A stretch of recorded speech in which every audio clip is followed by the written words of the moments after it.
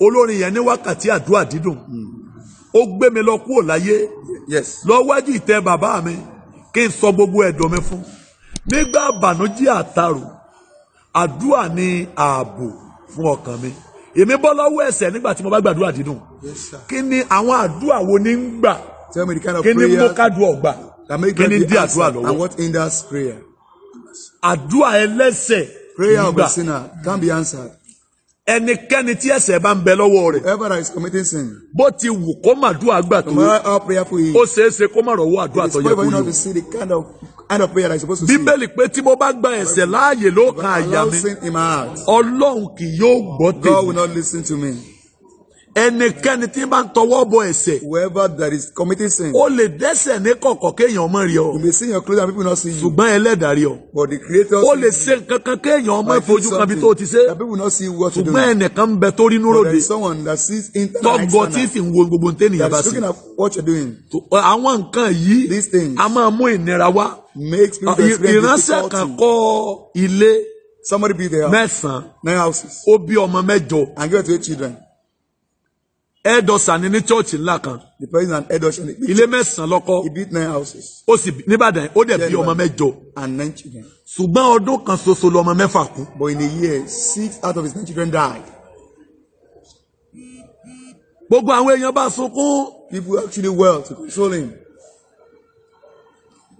gbogbo àwọn èèyàn bá sunkún People were crying. wọ́n sunkún They cried. pé bí ṣe ń ṣe fún ọlọ́run tó That despite the fact that he's acting ó for ṣe ń God, ṣiṣẹ́ níwájú ọlọ́run tó yẹ kí lè yọ ṣẹlẹ̀ sí. this is supposed to happen. àwọn èèyàn bá dárò lẹ́yìn ìgbà tí wọ́n bá The sunkún tí wọ́n death of his sunkún tán children. After that, àwọn ọmọ méjèèjì bá tó bẹ̀rẹ̀ àìsàn the 2 children fell sick. ó sì ta ilé mẹ́sẹ̀ẹ̀sán And he sold his 9 houses. lórí àwọn ọmọ méjèèjì As touching àwọn ọmọ his 2 children. méjèèjì wá kú 2 of them later died. ọlọ́mọ láyé mọ́ He had no child again. òun náà wá ń ṣàìsàn Then he fell sick. ìgbà tó wá bẹ̀rẹ̀ àìsàn tiẹ̀ lọ́sẹ̀ wá jẹ́wọ́ pé That when he confessed owó tí wọ́n ń dá lówó ọrẹ ní chọ́ọ̀chì lòún fi ra lé mẹ́sàn-án that he's using the money that's meant for church offering to buy those houses 9 níbàdàn yìí here in Ibadan.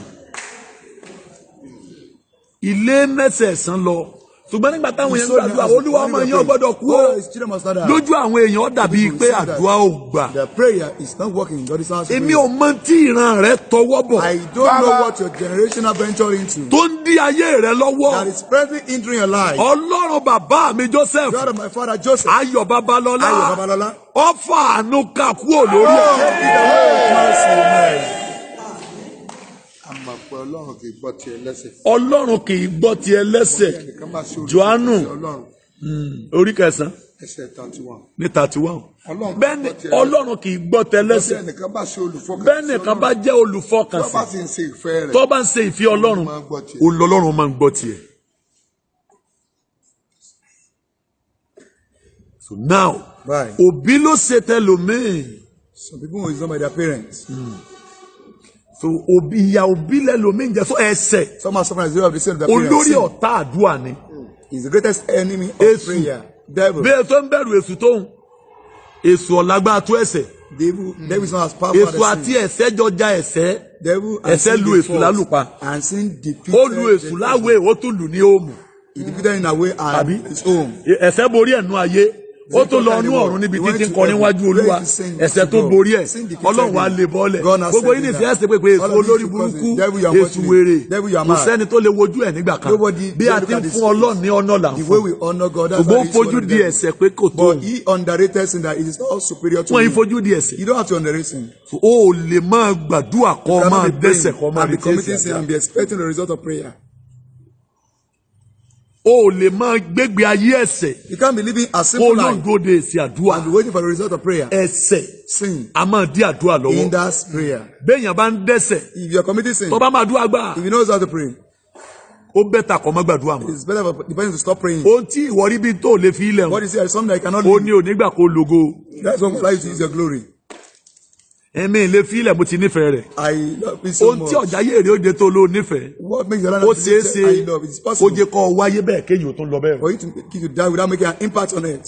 So fún ohunkóhun tí ọba ti mú ògo Whatsoever jáde that bring forth glory, ó gbọ́dọ̀ jẹ́ ń tó yàgò sí ẹ̀ṣẹ̀. the person must. Ẹnikẹ́ni tí ó lo ògo láyé whoever that want to use ó glory, gbọ́dọ̀ jẹ́ ẹni tó sá fún ẹ̀ṣẹ̀. must be the type that Ẹ̀ṣẹ̀ aside sin. Sin kì í fi àyè fún àdúrà doesn't allow prayer láti gbà. to be answered. Mo gbàdúrà I pray. ibi ó ti torí bu ẹ̀ṣẹ̀ Where you venture into tí sin, wàhálà ti dé that makes you encounter àánú this bí problem. ọ wò padà. Now, this is your Ní church pastor friend mi day. A pastor friend of mine, wọ́n ń ṣe àjọ̀dún he was celebrating. àwọn pastor kan náà wá láti ministry kan wọ́n bá Some wọn pastor ṣàjọ̀dún came from another ministry to grace wọ́n wá ní vacation àwọn fẹ́ gba owó And he àwọn said fẹ́ he pe wanted owó money. pé kàn fi kọ́ church to yẹn build their church. wọ́n wá pe 6,000 He called for 6,000. 6,000 naira 6,000 àwọn naira. èèyàn wá rọ́ jáde And people came wọ́n out. san 6,000 They paid the money. àjọ̀dún ti lọ After the lẹ́yìn anniversary. ọdún mẹ́rin tájọ̀dún lọ After 4 years. pásítọ̀ kan wá ń bẹ́ẹ̀ náà pásítọ̀ The tí pastor ó wá was bá among àjọ̀dún them. gbà yẹn ó That wá wá grace padà vacation. He came back. ó wá lójú máa fọ́jú ni He was blind. pásítọ̀ lágbájá Pastor Labada. ṣé bó o lójú tẹ́lẹ̀ But you used to see before. ó lóun máa ríran tẹ́lẹ̀ wọ́n sá fún un dé ọ́sá bọ́ pa lọ́wọ́ wọ́n sá He came fàdé with a staff. gbàtà parí sáfíìsì ní sẹ́ni bàbá ló fẹ́ rí He pásítọ̀ said he wanted to see the pastor. àbájókòó ló ọ̀rọ̀ wà He said he has ó something to say. He ní said, ọdún mẹ́rin tẹ́yìn tí mo wá bí àjọ̀dún tẹ́ 4 years rántí ago that grace the wọ́n láwọn occasion tiẹ̀ of lè rántí mọ́ anniversary. ó nígbà yẹn làwọn ríra káyìn wọ́n That níbẹ̀ was the last time I said my son. You said yes. ó ní mo mú ẹnìkan wá He said I came síbi to àjọ̀dún somebody. ó ní ẹni ìyẹn And the person ọlọ́jáde fún came 6,000 back for 6,000. ó ní nígbà tá a délé I'm getting on. ó ló kó 6,000 fóun He gave me 6,000. pé owó tóun jẹ́jẹ́ ní That this is the money he pledged chọ́ọ̀chì for. tẹ́ mú un lọ rèé o The church he took me ó ní to. ṣùgbọ́n ná owó yẹn pé tọ̀ ọmọ ọlọ́run náà lọ náwó ọlọ́run There is a child of ẹran God bàbá that lọ has jẹ spent his ẹ̀kọ́ bàbá father's money. pé máa fi dá padà tọ́ bá yá So after tó ọjọ́ tí ó ná owó he didn't spend the money. ọjọ́ ti kọjá ṣùgbọ́n lẹ́yìn Has ọdún kan passed tó ná away owó after a year. ọmọ rẹ̀ bẹ̀rẹ̀ sí í kú His mẹ́rin ló bí He gave birth to 4 children. nígbà tí ọmọ méjì kú One, two died. níyàwó jáde ńlé His wife left ìyàwó him. kọ́mọlẹ̀ ìyàwó sáfẹ́mi ẹ̀ She ran ọmọ for kan her tó life. kú mọ́ lọ́wọ́ níyàwó amú kan tó kù so ministry tó wà tó ti ń The ṣiṣẹ́ ministry where he was wọ́n lé kú working, òǹbẹ̀ he was sent away. so ọjọ́ tí wọ́n lé oṣù kẹta sígbà yẹn lọ́fọ́ lójú tí ò ríran mọ́ That very day they sent him away. After 3 ọ months, wá he ń lost his gbàdúrà sight. olúwa He was not praying, "Oh Lord, dojúkọ àwọn ọ̀tá mi attack my enemies." ọ wá dé orí òkè He ẹ̀dẹ́ went to Eres Mountain. ní wọ́n ń gbàdúrà lẹ́nìkan He wọ́n was bàbá pé praying. olúwa Somebody pé in the God said, ọ̀nà owó ẹ̀jẹ̀ tẹ́nìkan "Spend jẹ́ the níwájú money ọlọ́run of the pledge somebody made. lọ sí chọ́ọ̀chì yẹn kọ́ lọ Go to jẹ́wọ́ that church and confess." ọ wá wá Then he went to the church. ọ wá nínú He 6,000 said out of 6,000, òun ti rí 3,000 ló ń kó wáyé here is 3,000 naira that he can afford. ojú tó lọ sólè padà Can his sight be restored? ọlọ́run kì í gbọ́ ti ẹlẹ́ṣẹ̀ God doesn't listen to àdúrà sinners. tí ó gbà Prayer that will be answered. ó gbọ́dọ̀ jẹ́ àdúrà tí ọwọ́ èèyàn mọ́ tí àyà rẹ̀ The funfun only time. ta ni ó gorí òkè olúwa lọ tàbí ta ni ó dúró níbi mímọ́ rẹ̀ Holy place. ẹni tó ní ọwọ́ mímọ́ àti àyà funfun wọ́n béèrè pé kí ni qualification rẹ̀ kò ní gbọ́kàn sókè sí asán Yes. ó ti lóògùn lé ọkàn gbọ́ kó kéde pé tájà ṣe kò sí ní búrẹ́ ẹ̀tàn ó ní yóò rí ìbùkún lọ́wọ́ ọlọ́run àti òdodo lọ́wọ́ ọlọ́run ìgbàlà rẹ̀ èyí ni ìran àwọn tí ń ṣàfẹ́rí ẹ̀ tí ń ṣàfẹ́rí ọlọ́run Jacob àwọn yẹn ni àdúrà wọn ń gbà àdúrà tí ó gbà ó gbọ́dọ̀ jí àdúrà onínú mímọ́ ó rí ọkùnrin tó lọ́ọ̀dì mọ́lé mọ́mọ́ tó wẹ̀ mọ́dì ní àlè òun náà ń wò sọ́jú orí afẹ́fẹ́ ní àlè ní sọ pé Jésù ọmọ àṣẹ ni ẹni ó bí ọmọ tí ọ̀tọ́jú ọmọ tí ń kówó lọ fálè òun náà sọ pé Olúwa ó ṣe dandan ni o wò mí sà ẹnikẹ́ni tí ó bá délẹ̀ lérí ẹ̀sà ó gbọ́dọ̀ ní inú mímọ́ ó gbọ́dọ̀ ní ọwọ́ mímọ́ àyà rẹ̀ gbọ́dọ̀ funfun ohun àkọ́kọ́ tọrọ má dùn àná.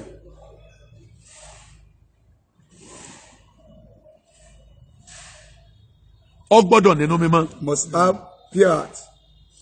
Tọ́ ọ bá nínú mímọ́ táyà rẹ bá funfun yóò rọ̀ ọ́ lọ́rùn láti connect mọ́ Ọlọ́run. It will be easy for you to connect with God. Kése àdúrà tí ó gbà gbọ́dọ̀ jẹ́ àdúrà ọ̀nọ́wọ́ onínú mímọ́. It must be the type that the person's heart is pure. Ọba ọlẹ́nìkan nú tó ń bá jà. You bear grudge with someone. ó sì wá gbàdúrà and you are praying. ó sì dáríjì Without forgiving ó sì the person. lóòní kí mọ́ And you say you not ọlọ́sìn forgive. ọwọ́nú egun ni He said he offended you. inú You rí ò tí ì mọ́ You are yet to have bíbélì pé nígbàkúgbà tẹ́ bá ń lọ ilé Whenever you ọlọ́run are going to God's tẹ́ ẹ house, bá ní ìkùnsínú if you are having grudges, tàbí pẹ̀lú ẹnìkan or issue with ẹ anyone, tiẹ̀ kọ́kọ́ padà ẹ lọ try ṣe to go làjà back, go náà and make peace. kí àdúrà tẹ̀ ń lọ gbà ó lè for your nítumọ̀ prayer to be meaningful. mí ní kí lágbájá máa I will láyé not greet the person again. inú rí Your ọmọ heart is not free sọmọ ní kejì rẹ to your bó o lo ṣe wá fẹ́ enjoy How do àdúrà you want to enjoy your àwọn prayer? ọ̀nà tí èsù ń gbà dí àdúrà lọ́wọ́ ni There is how wọ́n bọ́ o they do the máa prayer. sọ nípa ọ̀tá méjìlá tó gbọ́dọ̀ borí. I will tell you about 12 enemies you must overcome. mo gbàdúrà I pray. Baba, gbogbo agbára tí ń dènà àdúrà rẹ power that is agbára yẹn gbiná dànù o. It's consumed. ó wà nù léwu àtìyàwó rẹ yẹra yín You lódì are náà keeping ni malice with each ẹ̀ẹ́dẹ̀jọ́ other. wà nù àdúrà And you are praying. wọ́n ń gbàdúrà tiẹ̀ lọ́tọ̀ You are praying separately. òun náà ń gbàdúrà tiẹ̀ He's lọ́tọ̀ praying separately as well. ẹ̀ẹ́dẹ̀ lẹ́ ń béèrè nǹkan kan And you lọ́wọ́ are náà requesting for something from bó o God. ló ṣe fẹ́ dáhùn. How is he going to answer you? ìfẹ́ àdúrà tí ọba gbà Prayer that will be ọ answered. gbọ́dọ̀ jẹ́ àdúrà tó ní ìfẹ́ It must be the type that have love. àdúrà tó Prayer nífẹ̀ẹ́. that have love. ọmọkùnrin kan Amen. mo ní sọ fẹ́ dìde I said, do you want to arise? ó ló ń fẹ́ dìde He said, yes.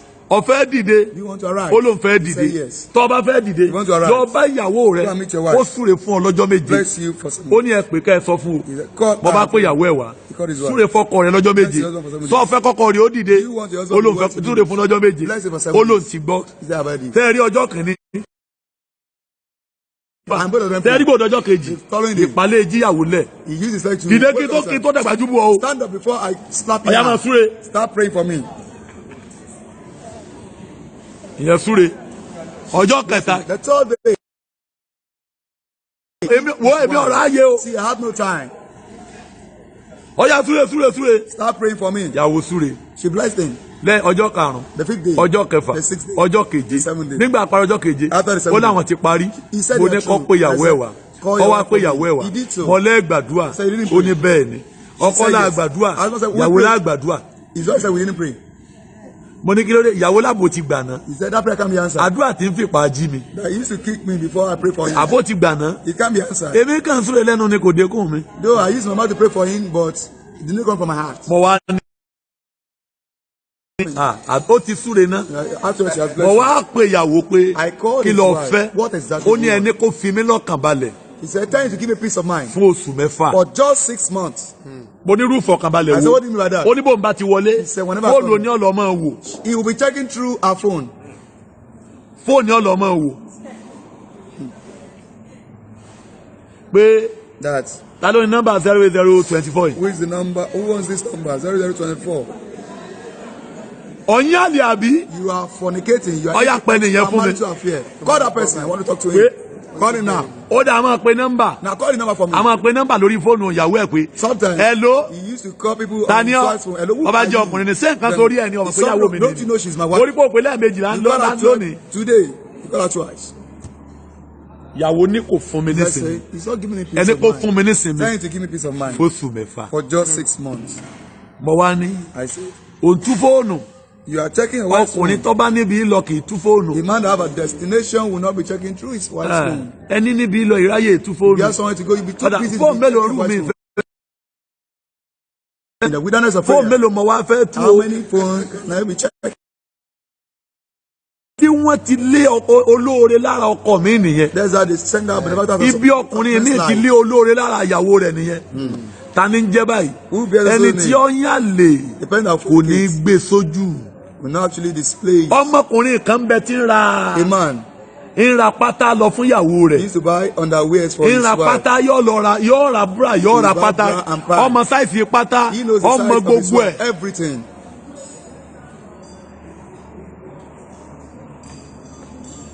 ọmọ gbogbo ẹ̀ lọ́mọ He knows the size. níyàwó mi ni My wife said, èèyàn rèé this is a good man.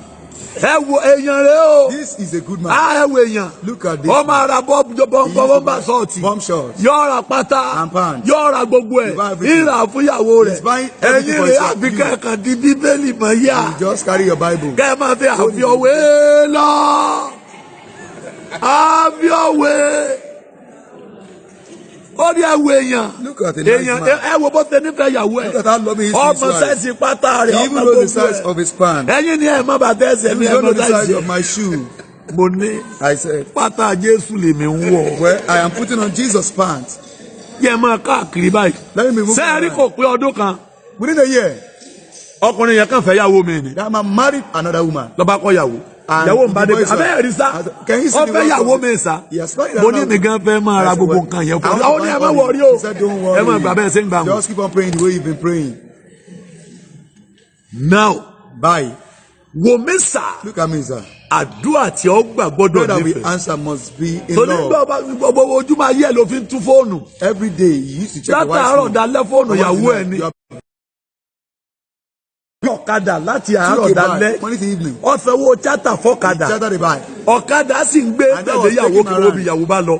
To Ìyàwó train his lọ wife. chọ́ọ̀chì kan Is that what ọ̀kadà the gbé church- dúró níta. The backman took him there. Nígbà àwọn parí sáfìtì When bíi they 2.5 finished service hours. for 2.5 hours. Tíyàwó gbọ́ ọ̀kadà ó tó ní Yes, ọ̀kadà yes, ọmọ ẹyọ tẹ̀lé ìyàwó. He said Ìyàwó that tún man should gbéra. follow his wife. His wife Ìyàwó left tún there. lọ sí Ìkòyí. She went to Ìkòyí. Ọ̀kadà tún kọjá Backman. lẹ́sírẹ́sì. Actually, Ló tún sọ pé máa lé lọ. Pursue her. Máa ẹ tẹ̀lé. Pursue her for me. Ọwọ́ á tún fi ọ̀kadà lé mọ́tò dé Ìkòyí. Jesus Christ. Ó tún gọ́ ọ́bì kan. He was hiding Ìyàwó somewhere. tún kú òǹbẹ̀ lápá One bíi time 1 hour left 30 there, minutes. and now 30 Ó tún kú òǹbẹ̀. Ìyàwó left tún there. lọ sí Ọjọ́. She went to Ọ̀kadà Ọjọ́. tún gbé láti Ìkòyí ó tún lé ìyàwó dọ́jọ́. Took him to her job.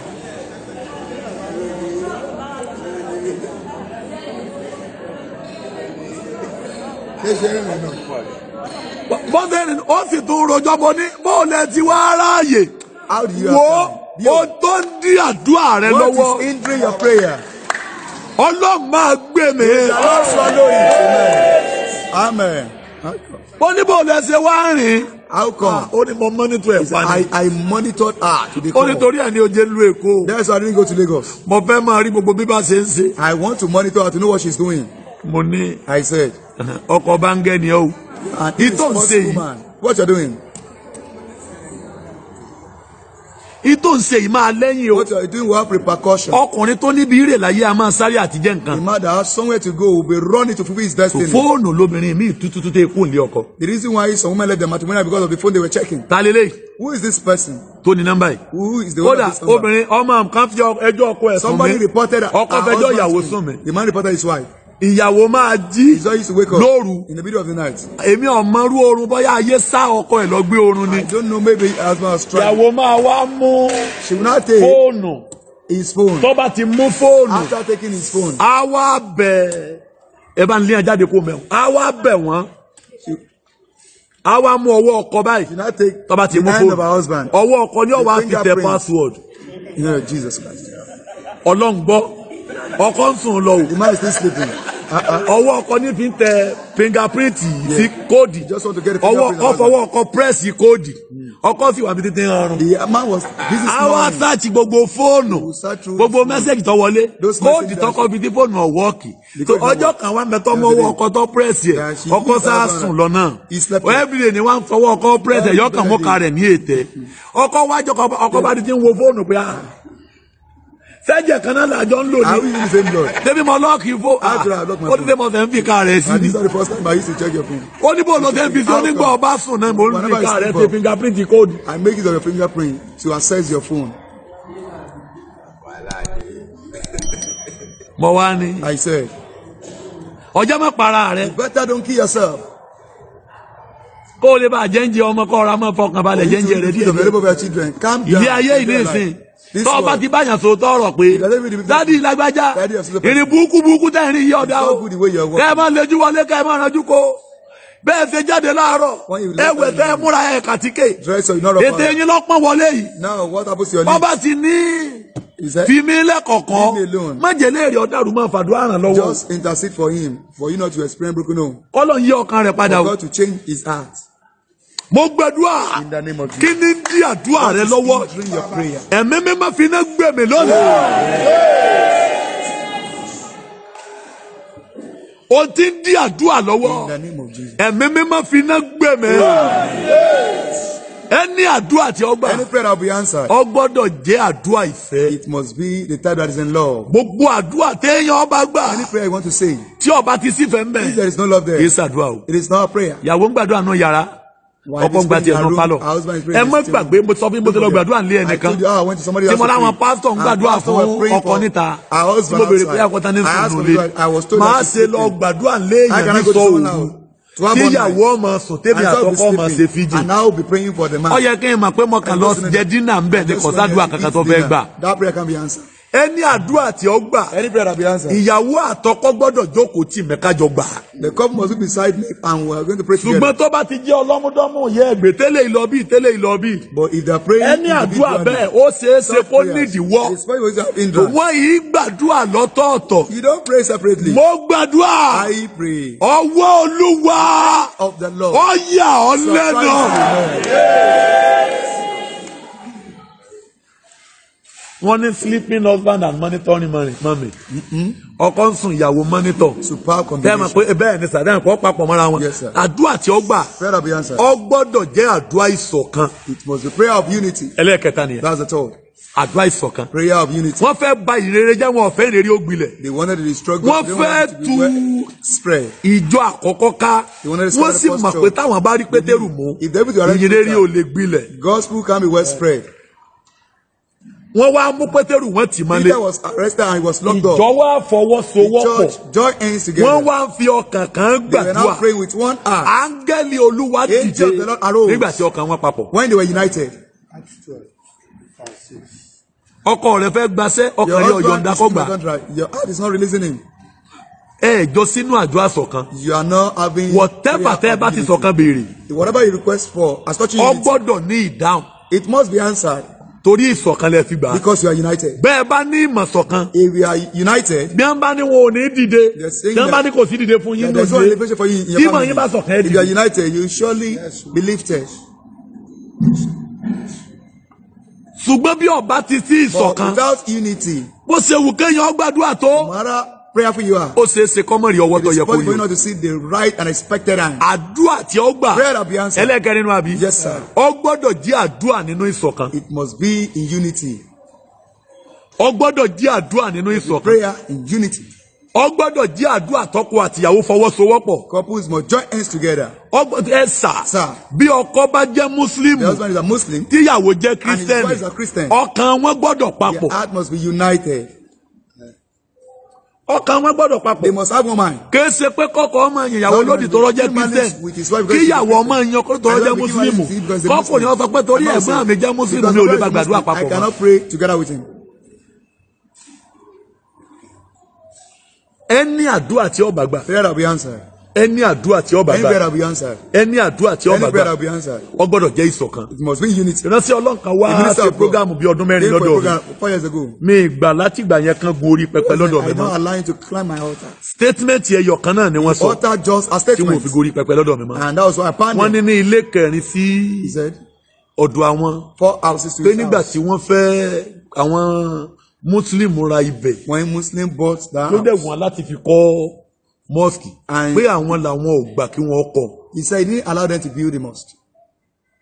pé àwọn ò gbà He àwọn ní objected àwọn bá yín totally. wọ ẹ̀sìn ní He kọ́ said, I'll fight àwọn with sì you jẹ́ and, wọn kọ́. and he made sure that he achieved Mo his wá rí i pé I realized a gbọ́dọ̀ jìnnà díẹ̀ that I must be far torí away from him. olórí ẹ̀sìn ló lẹ̀sìn Yes. Christianity kì í ṣe ẹ̀sìn Christianity is ìgbàlà not ni religion. It is nothing but a ìyìn salvation. rere ni It is called gospel. ìgbà tá a sọ di ẹ̀sìn la sọ di ìjọ ni They make it Catholic Methodist, ọgbọ́dọ̀ bá Catholic, di apostolic Catholic must ṣe not mingle with the CAC ọgbọ́dọ̀ bá kérúbù ṣe CAC must not mingle Redeem with ọgbọ́dọ̀ bá Redeem. wínà ṣe Redeem must nígbà not tá a mingle with sọ di winners. ẹ̀sìn la mú ní And turn ìjọ it to religion. bí That's what we call doctrine it ti wá church. ti rí ni These are our bẹ́lẹ̀ doctrines. ṣe lọ rèé That is that kò sí doctrine. doctrine lọ́run There is no doctrine in heaven. bẹ́ẹ̀ ni sà Yes, sir. kò sí doctrine There lọ́run is no doctrine in heaven. ìpéjọpọ̀ àwọn èèyàn mímọ́ ló wà kò congregation sí of ìjọ the lọ́run saints. There is no church in nígbà heaven. tá a wò pé ká pín kéékèèké la pín tá a pín pé kó di ìjọ When we nígbà tá a start pín having ìdíjọ discrimination in la the sọ church, di we are ẹ̀sìn making it church. nígbà tó di From ẹ̀sìn religion, nígbà yẹn ló di ẹ̀yà and it turned nígbà to- tó di ẹ̀sìn nígbà yẹn ni wàhálà dé. Tó bá jẹ́ pé